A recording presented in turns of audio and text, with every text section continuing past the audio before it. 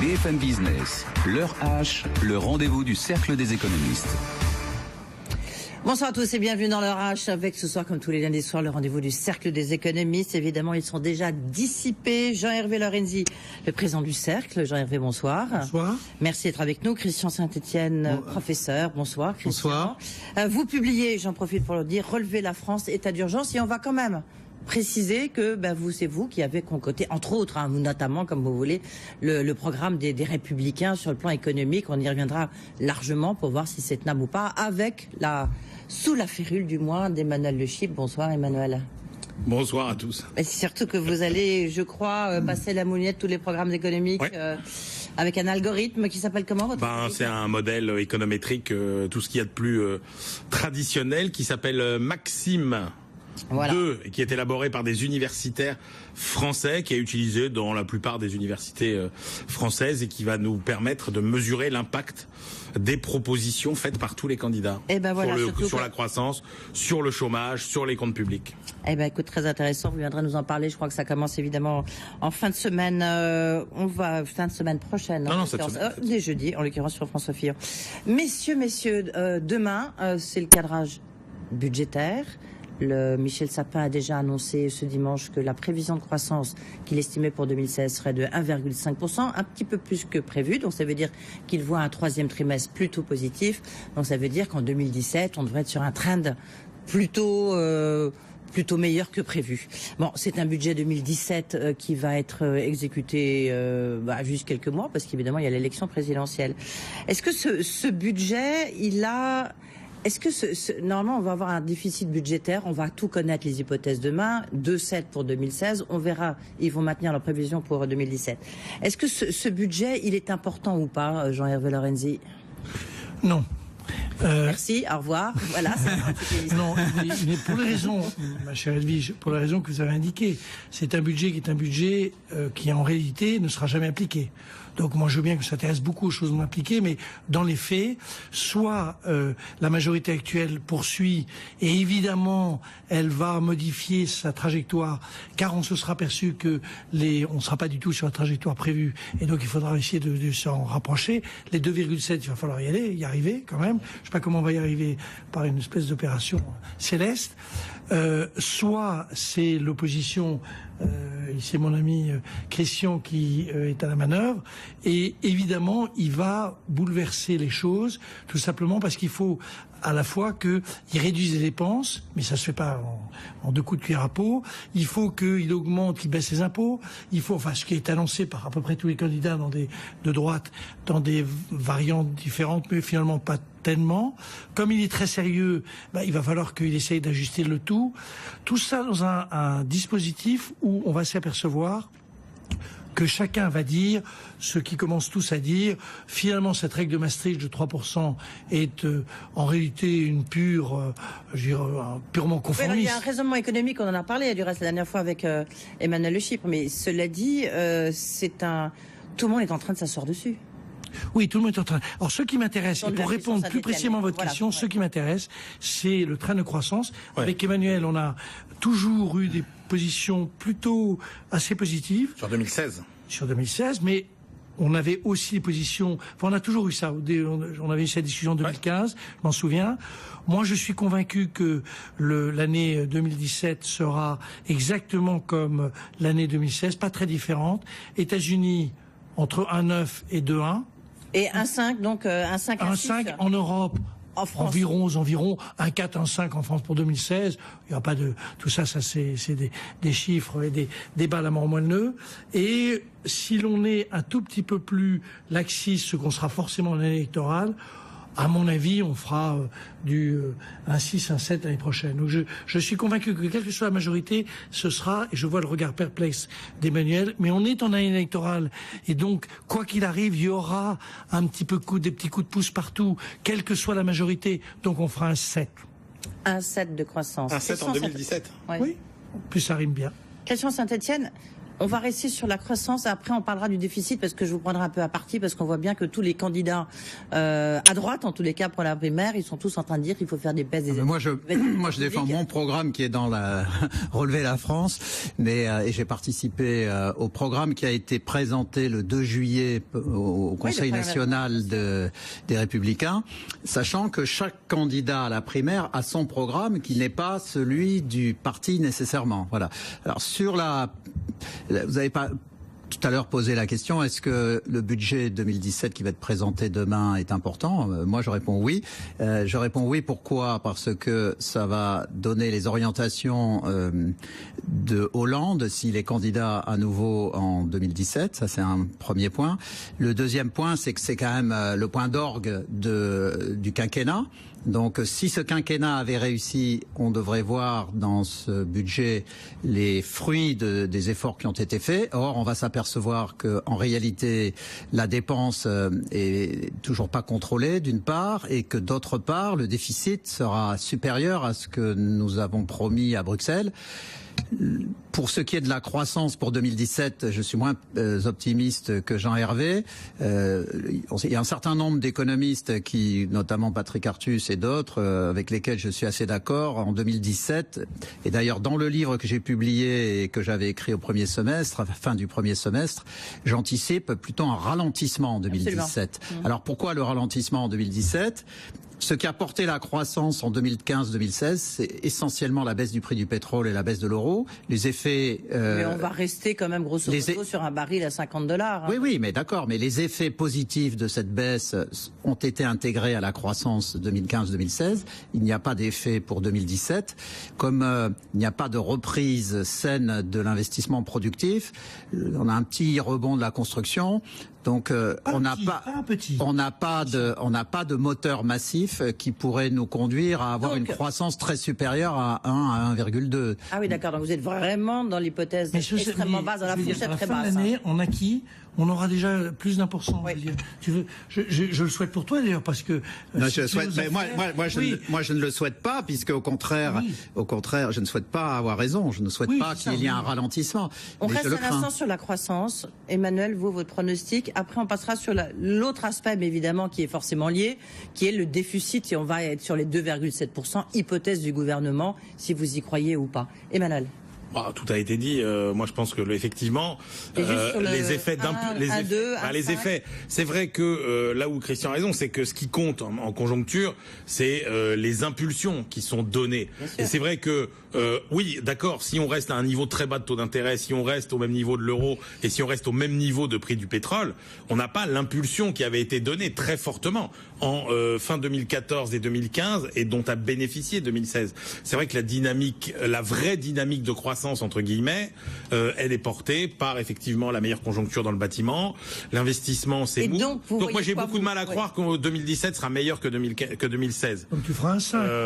On discute de queue de cerise. À peu près. On discute. Non mais c'est différent de Christian. De queue de cerise peut-être. Oui. Mais et là où c'est intéressant, c'est que la gauche aura une marge de manœuvre budgétaire que lui donne de facto la droite, puisque manifestement tous les candidats de droite nous font le coup de allez, on commence par creuser les déficits, allez, 100 milliards après on fait les réformes, et grâce aux réformes on réduira les déficits. Juste un point d'où mon hypothèse commune, c'est qu'il y aura de l'argent public.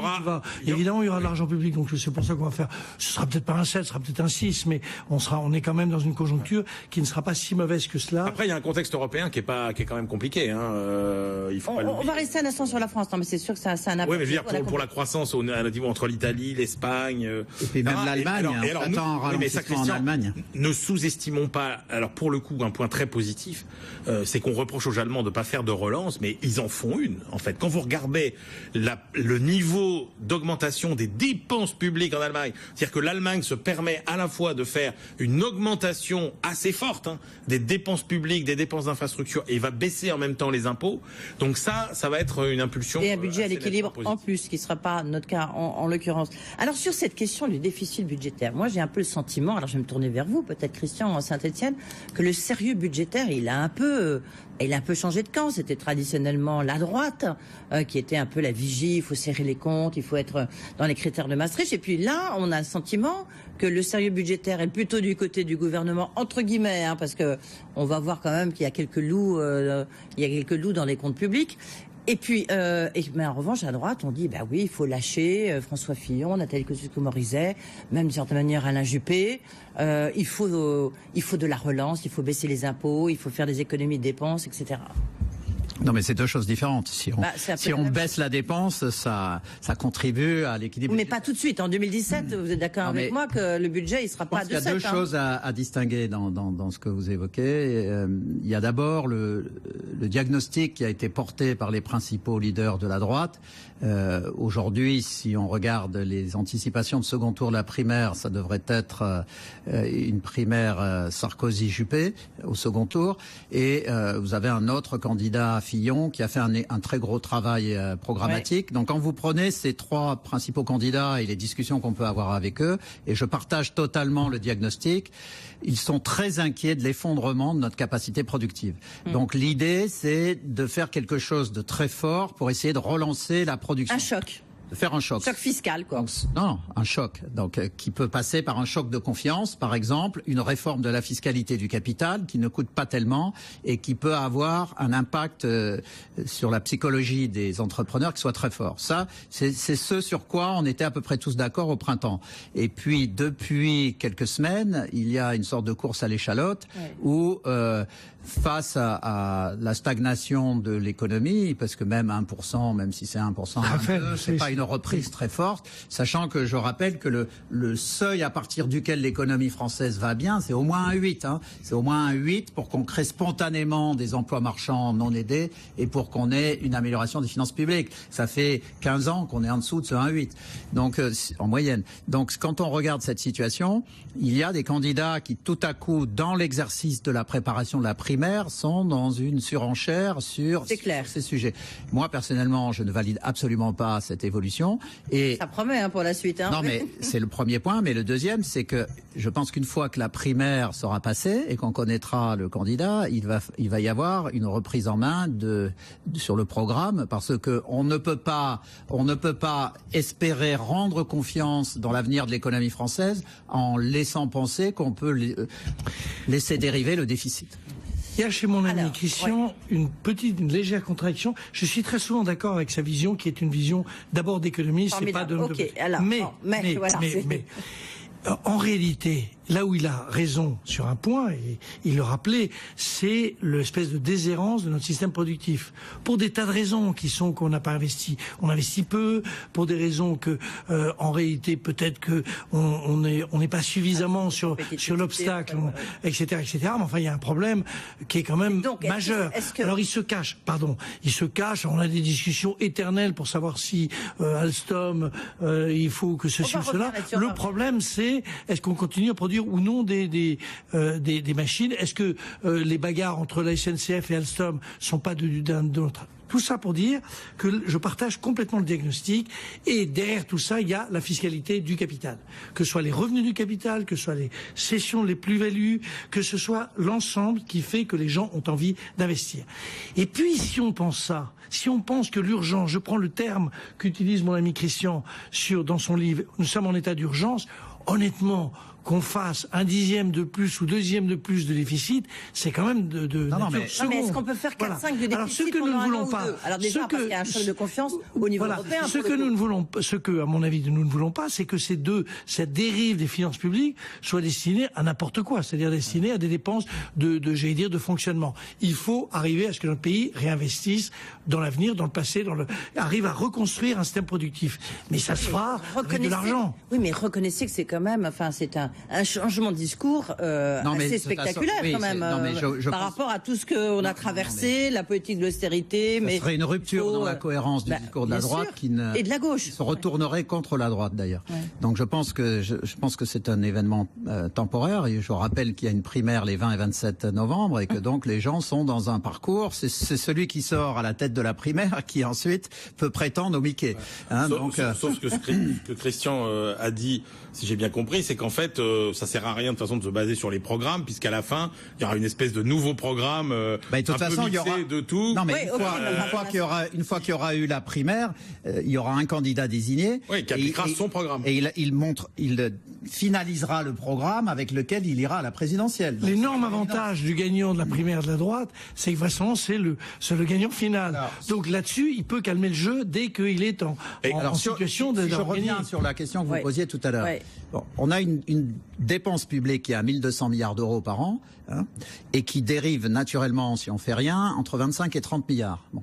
Si un candidat, ou surtout un gouvernement élu, arrive en disant « je prends des mesures pour ramener la dérive de 30 à 0 », des mesures sérieuses qu'on connaît, c'est la retraite à 64 ans avec 44 ans de cotisation, c'est des mesures considérables. S'il annonce ces mesures et que dans le même temps il dit, en même temps que je mets en place ces mesures et que je les fais voter pour l'année 2018, je fais toute la réforme de la fiscalité du capital. J'abaisse le taux d'IS, par exemple, parce que je propose un taux d'IS unique avec la fiscalité du capital en prélèvement libératoire à la source, le taux à 25%.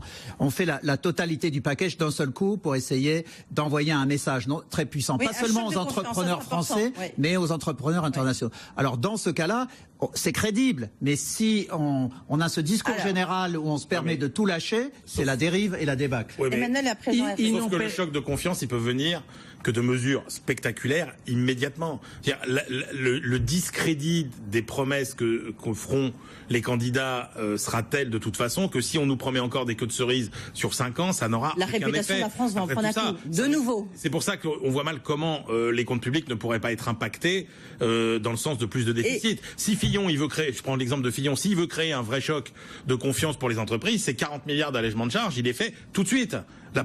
Dès qu'il est élu et pas sur 5 ans. Jean-Hervé, rapidement, vous voyez, il ne reste plus que 7 minutes, donc il y a encore plein de questions. Il y a certains candidats, qui proposent une hausse de la TVA. Alors certains disent c'est 3,5 points, l'autre qui dit c'est 1 point, parce que 3,5 points, ça peut être trop fort sur la croissance, donc ça sera peut-être 2,5, etc. Est-ce que vous pensez que ça peut avoir un impact sur la consommation ou pas ? Vous l'avez dit vous-même, c'est-à-dire que si j'augmente je crois que certains candidats avaient à un certain moment évoqué 4-5 points de PIB. Oui, mais maintenant on est sur 2 points. Mais on a bien vu comment le gouvernement japonais avait reculé sur cette hausse de TVA parce qu'il y a un moment où ça finit par jouer réellement sur la consommation. La hausse de TVA, la pire connerie, c'est de l'annoncer à l'avance de toute façon, par définition. Parce que là, je n'aurais pas employé ce terme-là, mais je suis d'accord. Sur la hausse de la TVA, tout dépend ce qu'on en fait. Si c'est une hausse de TVA comme au Japon pour réduire le déficit public, ça a évidemment un impact sur la conjoncture. Mais si c'est de la TVA sociale, c'est-à-dire qu'à due concurrence, mettons, si vous faites 20 milliards de hausse de TVA et que vous baissez 20 milliards les cotisations sociales, à ce moment-là, alors c'est très compliqué à dire, mais enfin bon, je le dis, vous baissez donc les coûts de revient et vous baissez les prix hors taxes. Alors l'exemple, c'est la hausse de la TVA allemande en 2007, donc au 1er janvier 2007. Les Allemands ont fait 3 points de TVA sociale. Et ça a fait 0,5 de hausse de l'inflation. Pourquoi ? Parce que d'abord, en plus, en ce moment, c'est le meilleur moment puisqu'on est en déflation générale au niveau mondial. Donc c'est le moment d'avoir un impact sur les prix. Et puis ensuite, si vous utilisez la hausse de la TVA pour baisser les cotisations sociales, vous n'aurez pratiquement aucun impact sur la consommation. Donc ça serait une bonne idée. Je ne sais pas, je reviens là au cadrage budgétaire de la France, budget 2017, c'était le point de départ de cette discussion. Je ne sais pas si vous avez vu, mais on a appris tout à l'heure que le gouvernement donc ne reprendrait pas, alors c'était une promesse en filigrane faite au président de la SNCF, la dette de la SNCF. C'est une manière de respecter, de rentrer encore plus dans les clous.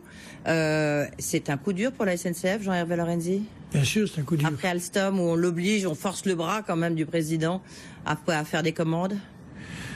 Oui, on le force. Alors, deux sujets.